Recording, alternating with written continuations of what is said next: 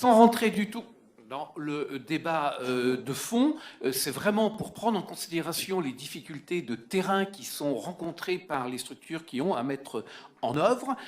L'un, c'est le coût, bien entendu, et qui est insuffisamment compensé et dont la compensation n'est pas assurée dans sa pérennité.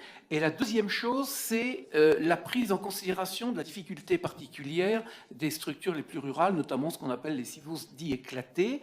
Moi, j'étais allé à la réunion de Conches organisée par Alfred Recourt. C'est vrai qu'il m'a convaincu de la pertinence de ce qu'il avait organisé, mais lui-même semblait convenir que les solutions retenues dans une ville comme chez lui n'étaient pas transposables. Et dès lors, Michel Jouillet l'a un peu évoqué tout à l'heure, ces structures, elles se heurtent à des vrais problèmes de locaux, d'associations, d'intervenants pouvant faire ce travail. C'est la raison pour laquelle le vœu tend à suggérer deux solutions de bon sens, pragmatiques, de dire que l'année prochaine pourrait être à nouveau une année d'expérimentation permettant aux structures scolaires d'adhérer ou de ne pas adhérer, et ce qui leur laisserait un temps suffisant, je pense, parce qu'ensuite les solutions elles se dégagent aussi en marchant. L'autre, c'est la pérennisation de l'aide de l'État. Il y en a un troisième que je n'ai pas évoqué, mais tout le monde l'a en tête, c'est vraiment la pertinence ou non de l'application de ce système au maternel. Hein, j'entends de plus en plus le... Bon. Non, c'est pas dans le... mais je le dis parce que c'est pour dire, c'est vraiment des réflexions de terrain qui viennent de parents d'élèves, qui viennent d'enseignants. Voilà, c'est pas du tout idéologique. Mais non, mais... C'est pas du tout idéologique. C'est exactement... On n'est pas idéologue. C'est exactement les mêmes termes et le même discours que celui qui a pris la parole à l'Assemblée nationale pour le compte de l'UMP. Arrêtez de présenter... On n'a pas besoin de mettre à penser, Monsieur le Président. Arrêtez de présenter on les a choses notre expérience avec une neutralité. On a besoin... Et comme si... Vous incarniez le bon sens. Mais tout le monde... Vous n'incarnez pas le bon sens. Écoutez, vous incarnez l'opposition et la droite. Non, tout le monde n'est pas comme vous, Monsieur le Président. Non. Assumez ce que vous êtes, Madame Auger. Oui, alors je suis un peu désolée. Tout à l'heure, j'étais plongée dans mes réflexions. J'ai été trop en avance sur mon temps, c'est sûrement ça. Donc, je voulais vous dire quand même que c'est vrai que l'éducation nationale, et j'étais dedans assez longtemps, a besoin d'une grande réforme. Mais cette grande réforme, fallait-il commencer par les rythmes scolaires? La question peut se poser. Et cette réforme n'est pas très bien ressentie dans nos campagnes pour plusieurs raisons. La première... qui me semble quand même assez grave, c'est qu'on a l'impression qu'on se décharge sur le budget des communes des charges de l'éducation qui doit rester nationale. Et ça, c'est quelque chose, moi, qui me préoccupe beaucoup, parce que les communes ont ou n'ont pas les mêmes moyens les unes que les autres, et on va devant une grande inégalité qui est le deuxième risque de cette réforme. Inégalité financière, c'est sûr, mais aussi inégalité de moyens.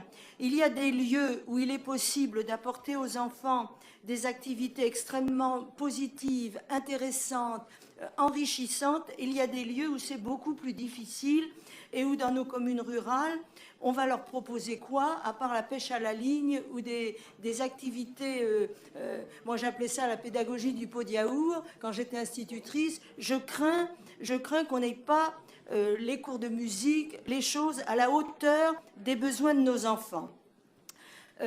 Devant l'opposition, les oppositions qui se sont fait connaître, et je relativise ces oppositions parce que Alfred Recourt nous a fait remarquer qu'il y avait très peu de communes dans l'Eure qui se sont lancées. Donc c'est plutôt des oppositions de principe que des oppositions en se frottant en réalité. Mais devant ces oppositions, je crois qu'il faut quand même qu'on ait une réflexion, et je crois qu'elle a été entendue au plus haut niveau, parce que pour les programmes, par exemple, qui sont aussi une des prochaines réformes à venir, je crois que le ministre est en train d'ouvrir des consultations les plus larges possibles pour qu'il y ait là un consensus. Donc sur ce vœu, je ne le voterai pas, bien évidemment, mais enfin bien évidemment c'est de trop, mais je m'abstiens aussi parce que je ne pense pas que ça a été mené de façon à faire l'unanimité pour.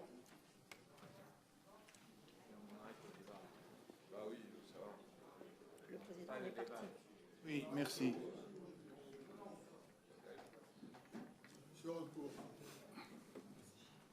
Je suis chargé de répondre, je réponds. Après, le médecin... Alors, il y a dans la salle le payeur qui est en train de faire un malaise. Nous allons terminer la séance calmement, mais nous terminons la séance. Alfred. Oui, j'essaye d'être bref.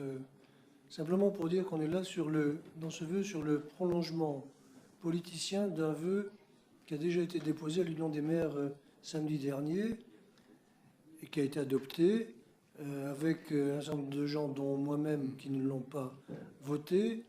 J'avais en effet demandé samedi dernier que soient pris en compte 3 amendements qui marquent des revendications concrètes en direction du gouvernement, à savoir la pérennisation, qui n'était d'ailleurs pas samedi dernier dans le vœu. En partie, c'est exaucé aujourd'hui, puisque c'est là, sauf qu'une pérennisation définitive, je suis en train de me demander s'il y a des pérennisations provisoires. C'est vrai qu'on a eu des promesses qui n'engageaient que ceux qui les écoutent, mais enfin bon.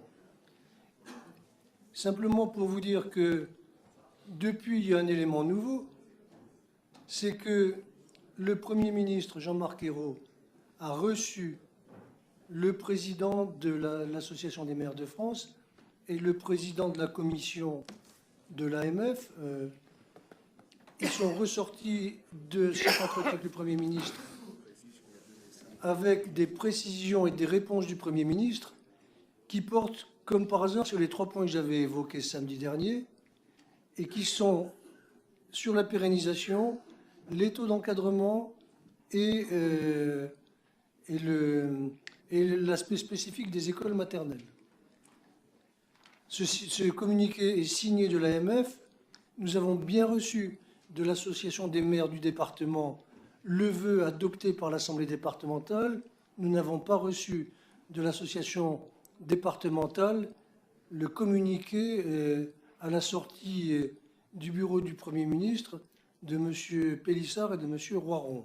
Voilà. Donc, comme des réponses ont été apportées, il me semble qu'il n'est pas possible aujourd'hui d'accepter de voter ce vœu qui reste ce qu'il est, c'est-à-dire un vœu politicien. Merci, Monsieur Siliguini. Brièvement, Monsieur le Président. Moi, je partage le point de vue d'Alfred Recourt sur le fait que c'est un vœu un peu politicien.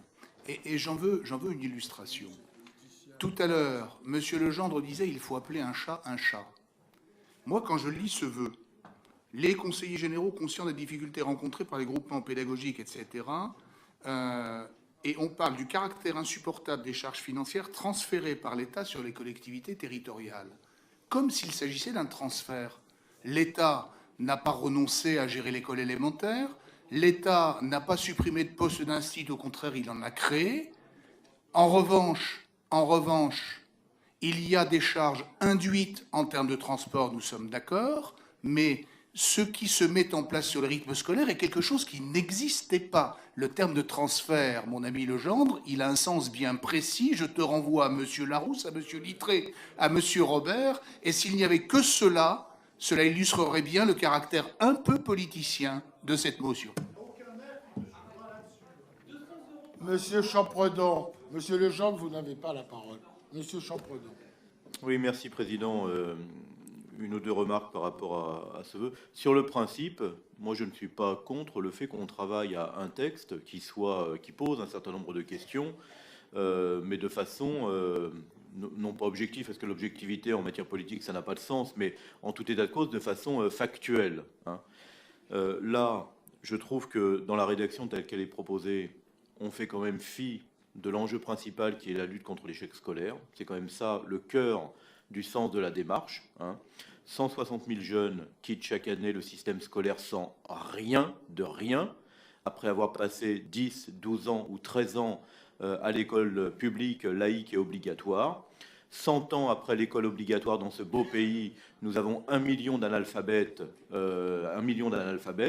et qu'à un moment donné, vu les moyens financiers consacrés par la nation à la formation des hommes et des femmes, et vu les résultats parfois décevants qu'il peut y avoir au total, il est nécessaire effectivement de repenser la journée, la semaine et l'année de travail des enfants. Je pense que ça, c'est quand même le cœur du sujet, même si à côté de ça, il y a effectivement des effets à assumer comme les coûts, les questions d'organisation, etc. Et en tant que maire, évidemment, je dois les traiter comme les autres collègues.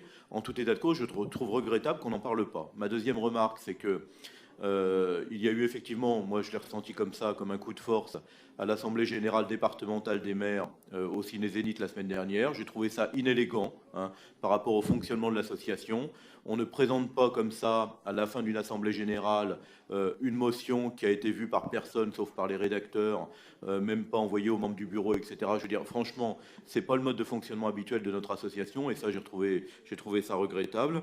Et dernière remarque, sur la question de l'évaluation qui est proposée, moi je suis pour une évaluation parce que je suis pour l'évaluation de toutes les lois de la République, en tout cas toutes celles qui ont un impact. D'abord, quand on vote une loi, il faut une étude d'impact, et deuxièmement, quand on a voté la loi, il faut une évaluation. Donc je suis pour cette évaluation comme je suis pour les autres, mais évidemment remise dans un contexte plus complet, plus général, plus factuel, quoi. Merci, mes chers collègues. Non, monsieur Larmantou... Non, mais je ne veux pas couper. Mais Madame Auger, bien, moi, je voudrais... je vais passer au vote.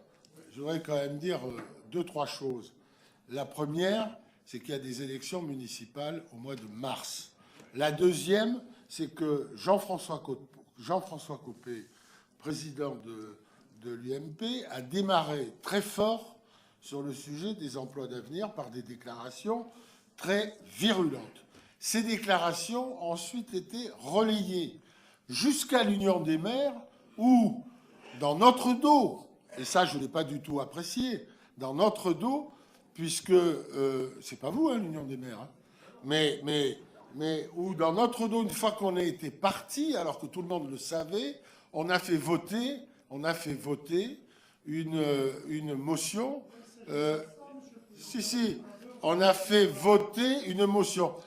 Dernier relais, celui du groupe d'opposition au Conseil général. Non, mais c'est mon interprétation. Vous pouvez tous m'expliquer que vous êtes ni de droite ni de gauche, que vous êtes dans l'intérêt des Aurois, que vous exprimez le bon sens, que vous exprimez ce que vous disent les maires, lesquels, je ne sais pas, etc., etc. Moi, je dis que ce vœu, comme ça a été dit, je ne sais plus si c'est par Alfred Recourt ou Michel Champredon, c'est un vœu politique. Et donc, je demande à la majorité du Conseil général de le voter sur un plan politique. Je mets le rapport aux voix, je mets ce vœu.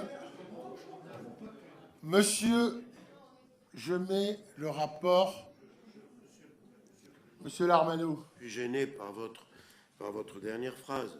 Ça veut dire que si vous considérez qu'il faut voter comme quelque chose de politique, si on ne le vote pas, on se délie de la majorité. Je ne me délie pas de la majorité, moi. Je suis profondément Il dans ne la demande majorité. que ça. Regardez-les jubilés. Regardez Duché. Regardez-le. Bon. Oui, mais je me fous de Duché. J'en ai rien à fiche de Duché. Moi, c'est en mon âme et conscience. Moi, si vous m'assuriez, Monsieur le Président, parce que c'est ça la grande question, au moment où il y a des prélèvements quand même lourds, 3 milliards en 2014-2015, qui frappent les budgets des collectivités locales, c'est de plus en plus difficile de gérer. On le sait bien, même ici c'est difficile, même si notre gestion est brillante, j'ose le dire, elle est sérieuse. Donc nous avons pu éviter le pire tout le temps, et encore en 2014, on le verra lorsqu'on présentera... Monsieur Larmantou, oui, mais attendez, soyez pas si pressés. Je vous le dis honnêtement... Vas-y, termine, Marcel. Non, mais la démocratie, c'est aussi, pour une fois, laisser parler quand on n'est pas tout à fait d'accord. Leslie. Vous n'avez qu'à pas nous mettre dans des situations pareilles chaque fois. Bon, écoutez, moi, je vous le dis, monsieur le Président, je ne me délie pas de la majorité, mais j'estime avoir le droit aujourd'hui de dire que je ne suis pas d'accord, non pas sur le principe des rythmes scolaires, je suis d'accord, et dans ma ville, on travaille comme des forcenés en ce moment avec les agendas imposés par l'éducation nationale pour les construire. On les construira d'ici la fin de l'année, d'ici la fin scolaire. Mais moi, je veux absolument qu'on nous garantisse la pérennisation des moyens. Et ça là-dessus, parce que ce n'est pas fait, je m'abstiendrai. C'est pas ce que dit le vœu. Le vœu, il remet en cause la loi en transformant la loi en une expérimentation sur laquelle on peut revenir. Je mets le rapport aux voix. Qui est favorable à ce vœu? Qui est contre ce vœu?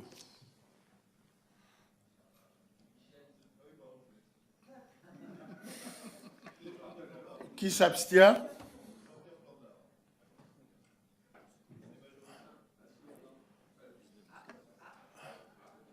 Merci, Madame Mansouré. Donc, le vœu est adopté. Et non? Ben, il y a Mansouré en plus.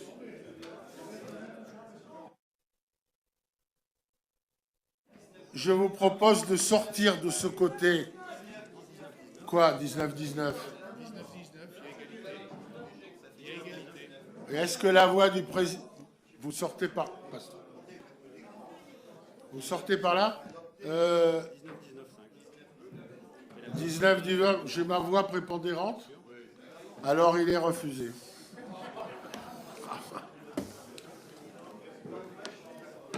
Sortez par là.